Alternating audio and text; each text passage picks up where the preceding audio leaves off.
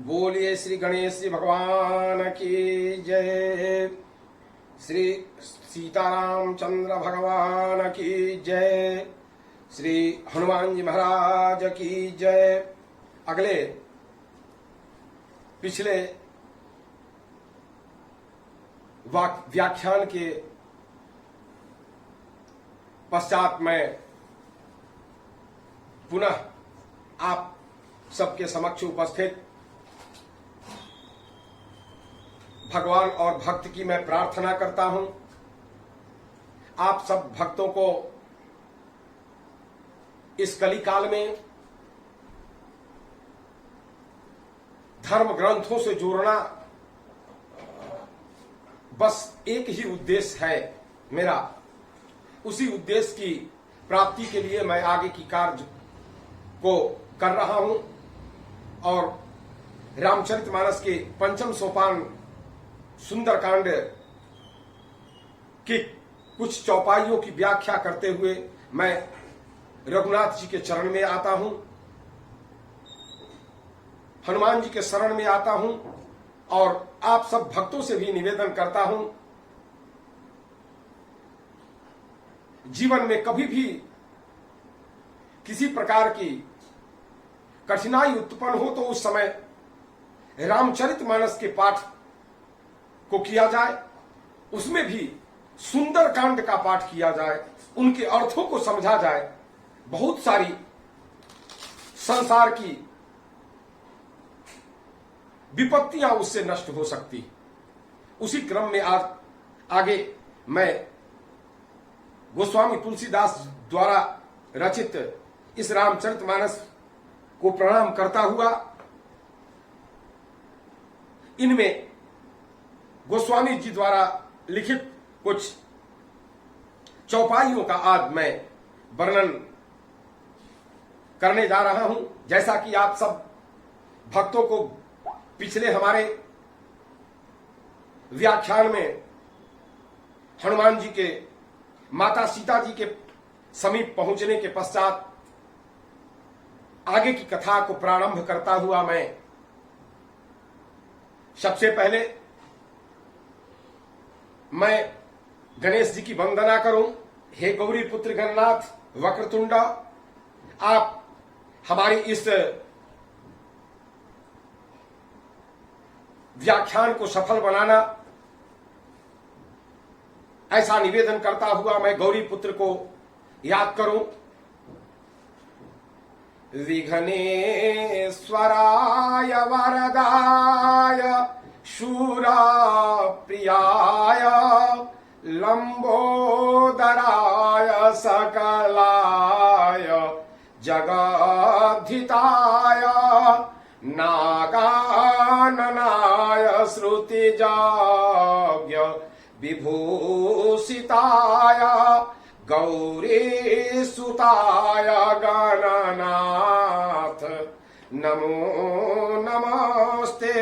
हे गौरी पुत्र, आपको बारंबार नमस्कार करता हूं मैं। आप हमारी इस कथा में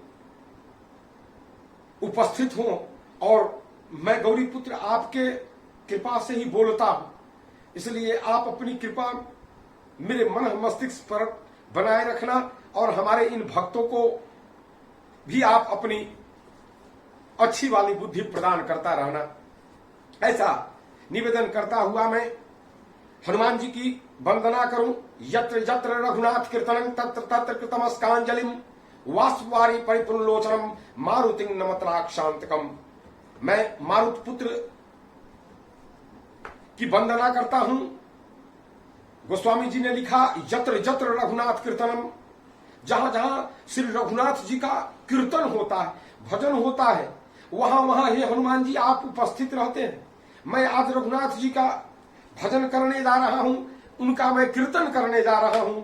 हे हनुमान जी, आपसे निवेदन, आप भी हमारे इस कथा में, हमारे इस सभा में यहां उपस्थित हो और अपनी बल और बुद्धि मेरे को और मेरे भक्तों को प्रदान करें, इसलिए कि अष्ट सिद्धि नवनिधि के दाता आपके पास आठों सिद्धियां और 9 प्रकार की निधियां विद्यमान है। इसलिए मैं आपको आमंत्रित करता हूं मालिक, आप सभी देवी देवता आकर मेरे इस आख्यान को पूर्ण करावें। पुनः मैं रामचरितमानस के इस पंचम सोपान की ओर आगे बढ़ता हूं। पिछली कथा में मैंने सुंदरकांड की ये दोहा को पूर्ण किया था, उसके आगे मैं बढ़ रहा हूं। कपि के वचन सप्रेम सुनी, उपजा मन विश्वास, जाना मन क्रम वचन यह, कृपा सिंधु करदास। कपि के वचन सप्रेम सुनी, हनुमान जी के वचन को प्रेम पूर्वक सुनकर माता सीता को विश्वास हो गया कि यह जो कपि है, यह जो बानर है, जाना मन क्रम वचन यह, उनको विश्वास हो गया कि यह मन और कर्म और वचन तीनों से रघुनाथ जी का दास है। ऐसा जब विश्वास माता को हो गया तो मां जगदम्बा भवानी सीता ने आगे पूछा।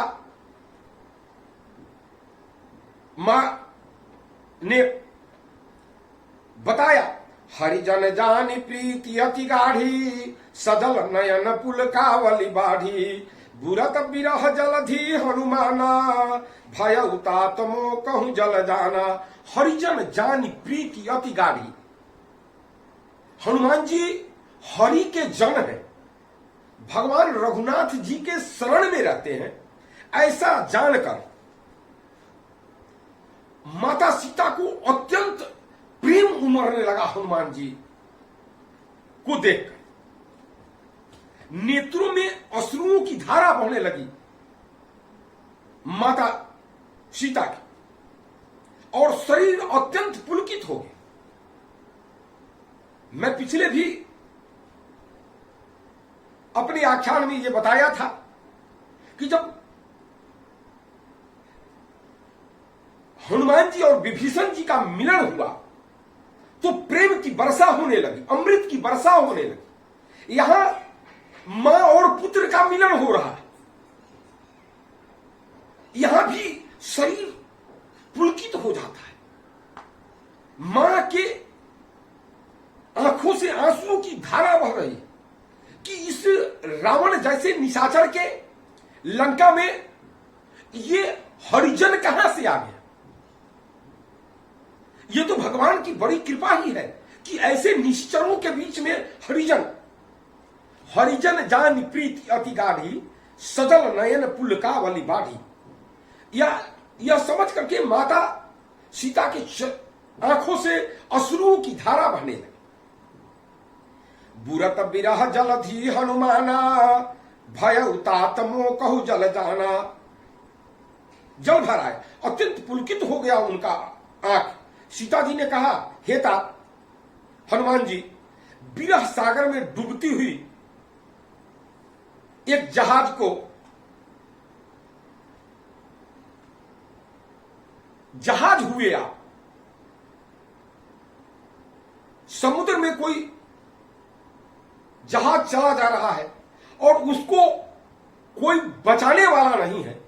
उस पर जहाज पर एक व्यक्ति सवार है और वो जहाज चारों तरफ समुद्र पानी ही पानी है, तो वो जो उस पर व्यक्ति बैठा हुआ है वह तो डूबना ही डूबना है।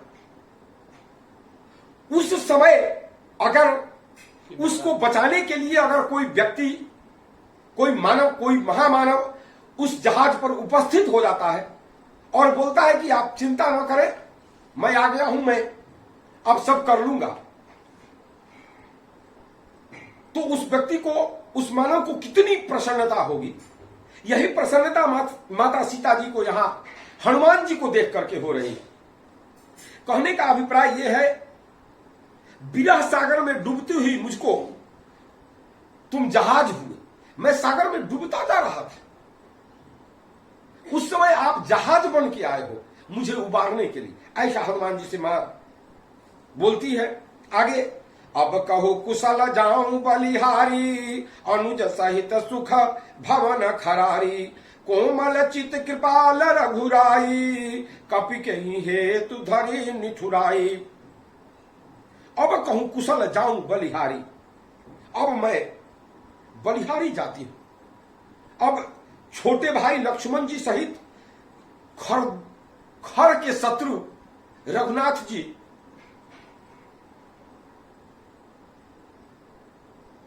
कैसे है, उनका कुशल मंगल बताइए।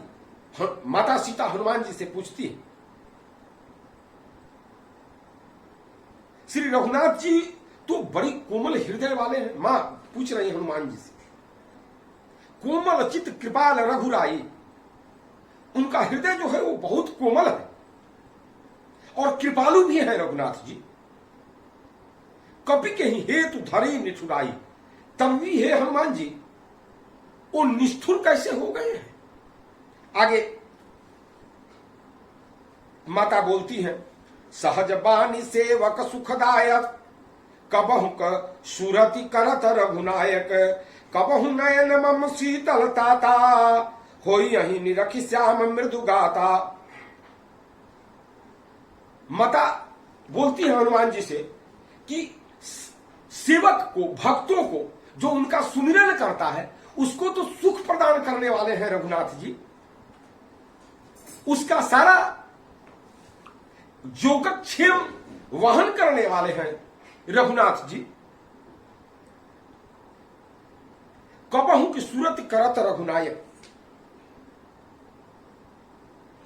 क्या कभी मैं उनको बराबर याद करती रहती हूं, हे रघुनाथ जी, हे रघुनाथ जी, यही स्मरण मैं किया करती रहती हूं। क्या कभी मेरे को भी याद करते हैं रघुनाथ जी। कबहु नयन मम शीतल ताता, हो यही निरख श्याम मृदु गाता। हे तात, क्या कभी उनके कोमल सावले अंगों को देखकर मेरे नेत्र शीतल होंगे। ऐसा हनुमान जी से मां बोल रही है। सहज बानी सेवक सुखदायक, कबहु सुरति करत रघुनायक। जो रघुनाथ जी के शरण में रहता है, जो हमेशा जो कोई भी जिंदगी में कार्य करता है वो सिर्फ हनुमान जी को सौंप करके, रघुनाथ जी को सौंप करके किया करता है, उसकी सुरति कभी भगवान लेते हैं। यही मां सीता हनुमान जी से पूछ रहे हैं। श्री मद्भागवत गीता में भी गोविंद ने बोला, अनन्यास चिंतयन्तो मां ये जना पर्युपासते, तेषां नित्याभियुक्तानां योगक्षेमं वहाम्यहम्। अनन्यास चिंतयन्तो मां, अनन्य भाव से मेरी जो चिंतन किया करता है, मेरा जो भजन किया करता है, मेरा जो कीर्तन किया करता है, अनन्यास चिंतयन्तो मां ये जना पर्युपासते, जो जन, जो व्यक्ति मेरी उपासना करता है, मेरा नाम का सुमिरन किया करता है, अनन्यास चिंतयन्तो माम ये जना पर्युपासते, तेषां नित्या अभियुक्ता नाम, मैं वैसे अभियुक्त का, मैं वैसे व्यक्तियों का नित्य प्रतिक्षण, श्री कृष्ण बोल रहे हैं गीता में, गोविंद ने स्वयं बोला है गीता, उसका मैं योगक्षेमम वहाम्यहम्, मैं योग और अक्षेम सब स्वयं वहन करता हूं, सब मैं ढोता हूं। कहने का अभिप्राय यही है कि आप भक्तों से भी मैं निवेदन करूं, जो कोई भी कार्य आप अपने जीवन में कर रहे हैं वो सब रघुनाथ जी को समर्पित करके करें। हमेशा मान लिया जाए किसी की जिंदगी में कोई बहुत अच्छा कार्य हो गया, कोई प्रसिद्धि मिल गई, कोई ख्याति मिल गया, तो ये सारी चीजें जो है वो रघुनाथ जी को समर्पित करके उसको ग्रहण करना चाहिए, उसको वहन करना चाहिए। क्योंकि अनन्य भाव से जो भगवान की भक्ति करेगा उसका योगक्षेम रघुनाथ जी वहन करते हैं। वही बात माता सीता यहां बोल रही हैं कि कभी मैं हमेशा भगवान का स्मरण किया करता हूं, रघुनाथ जी को याद किया करता हूं, कभी वो मेरी भी सुधि लेते हैं। कोमल चित कृपाल रघुराई, कपि कहीं हेतु धरी निठुराई, सहज बान सेवक सुखदायक, कबहु सूरत करत रघुनायक, कबहु नैन मम शीतल ताता, हुई ही निरख श्याम मृदु गाता। आगे मां बोल रही है, बचन में आव नयन भर बारी, अह नाथ हूं निपट विसारी। वचन ने आओ, ऐसा वचन बोलकर माता सीता कि मुंह से वचन नहीं निकल रहा, गला रूंध गया है और आंखों से अश्रु की धारा बह रही है कि मैं रघुनाथ जी को याद करती रहती हूं और कभी वो मेरे को याद करते हैं। ऐसा बोलते बोलते माता सीता जी का गला रूंध गया और आंखों से अश्रु की धारा। वचन ने आओ, उनके मुख से वचन नहीं निकल रहा है। आह नाथ हो निपट विसारी, क्या रघुनाथ जी ने मेरे को विसार दिया है, ऐसा बोल रही। देखी परम बिरहा कुल सीता, बोला कपि मृदु वचन विनीता। देखी परम बिरहा कुल सीता, परम बिरह में तप रही माता सीता को देखकर उनका दास श्री हनुमान जी उनसे मीठे वचन में बोले। क्या बोले? मातु कुशल प्रभु अनुज समेता, तब दुख दुखी सुकृपा निकेता। मात कुशल प्रभु अनुज समेता, हे मां, भगवान रघुनाथ जी अपने छोटे भाई के साथ सकुशल है, ये समाचार सुना। ये दूत की व्यवस्था है। हनुमान जी दूत बन के लंका में गए हैं, माता सीता की सुधि लेकर के उन्हें संतुष्ट कर रहे हैं, उन्हें प्रसन्न कर रहे हैं। मातु कुशल प्रभु अनुज समेता, तब दुख दुखी सुकृपा निकेता। लेकिन वो बहुत दुखी भी। जानी जननी मानहु जियऊना, तुम्हते प्रेम राम के दूना। हे जननी, हे माता, आप जितना रघुनाथ जी से प्रेम करती हैं ना, उससे दुगुना प्रेम रघुनाथ जी आपसे करते हैं, ऐसा हनुमान जी बता रहे हैं। हे माता, मन में ग्लानि ना समझिए, मत में आप ग्लानि मत समझिए कि रघुनाथ जी आपको याद नहीं करते हैं। रघुनाथ, आप जितना रघुनाथ जी को याद कर रही हैं, उससे दुगुना रघुनाथ जी आपको याद करते हैं। ऐसा मां, ऐसा रघुनाथ, ऐसा हनुमान जी माता सीता को बता रही हैं। आगे दोहा है, रघुपति कर संदेश अब, सुनु जननी धरि धीर, अस कहि कपि गद गद भयो, भरे बिलोचन नीर। सियावर रामचंद्र की जय, पवन सुत हनुमान जी की जय। हे, कहते हैं रघुपति कर संदेश अब, हे माता, हे जानकी भवानी, अब धीरज धर के श्री रघुनाथ जी का संदेश सुनिए। रघुनाथ जी ने जो मेरे को संदेश आपको सुनाने के लिए भेजा है, उसको मैं आपसे बता रहा हूं। ऐसा कहकर हनुमान जी प्रेम से गदगद हो गए और उनके नेत्रों में प्रेमाश्रुओं का जल भर आया। अस कहि कपि गद गद भयउ, भरे बिलोचन नीर। रघुनाथ जी का संदेश सुनाना हनुमान जी के लिए इतना अच्छा अनुभव हो रहा है उनको, वो उनका दिल द्रवित हो गया और वो प्रसन्नतापूर्वक माता सीता के समक्ष उनकी आंखों में भी बिलोचन नीर, आंखों में पानी झलक आया। तत्पश्चात कहने का अभिप्राय यही है, इन चौपाइयों को गोस्वामी तुलसीदास जी ने एक एक चौपाई के एक एक वाक्य का बृहद अस्त्र मैं बचपन में कभी कभी अपने नाना जी के समक्ष बैठा करता था। बड़े विद्वान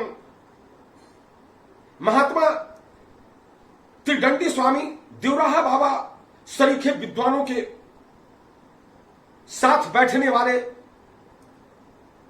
विद्वान हमारे नाना जी, उनके साथ मैं बैठा करता था। और बचपन में मैंने उनसे ही रामचरितमानस की इन चौपाइयों की गूढ़ को कुछ सुना, कुछ सीखा,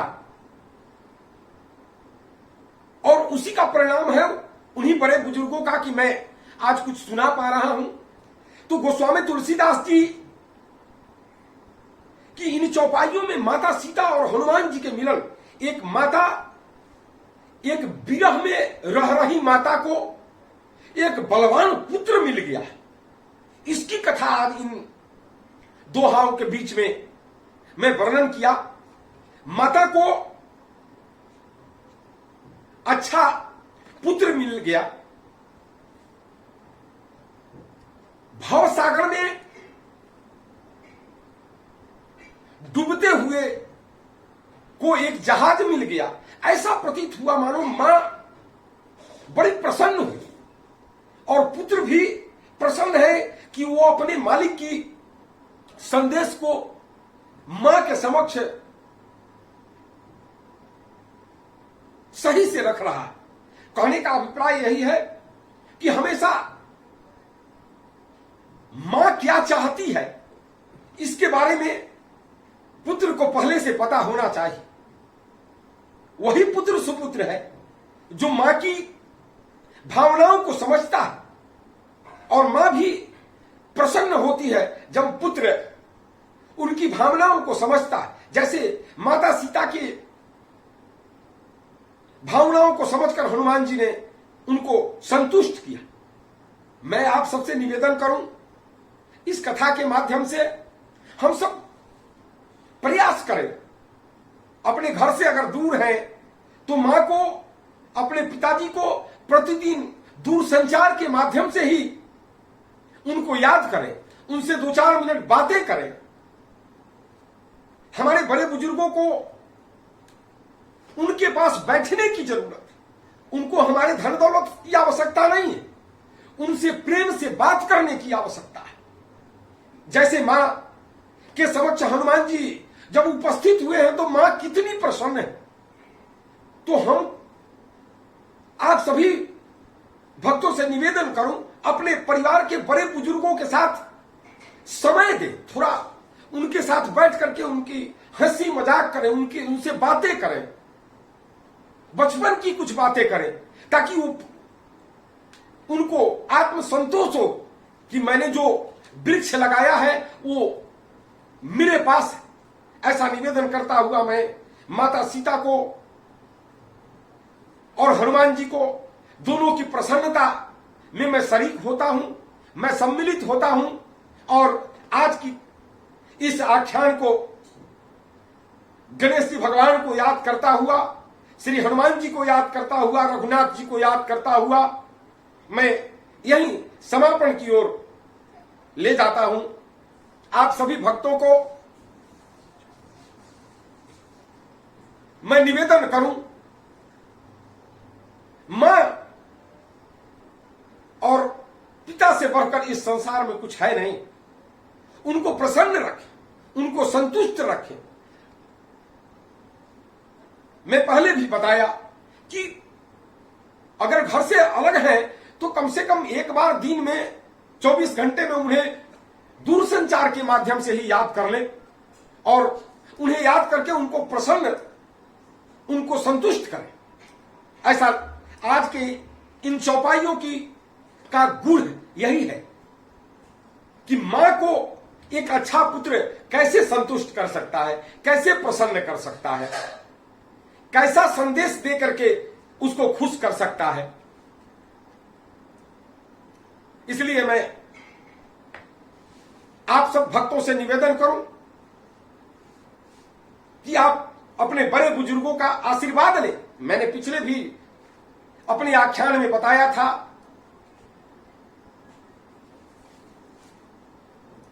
अभिवादनशीलस्य नित्यं वृद्धोपसेविनः चत्वारि तस्य वर्धन्ते आयुर्विद्या यशो बलम। वही बात आज माता के आशीर्वाद, माता के चरण में हनुमान जी यहां बैठे हैं और मां प्रसन्न हो रही है उनके बातों को सुनकर। जैसे मां प्रसन्न हो रही है पुत्र की बातों को सुनकर, वैसे ही हम सबको भी जरूर प्रसन्न रखने का प्रयास करना चाहिए इस कलयुग में। अपने मां को, अपने पिताजी को, अपने परिवार को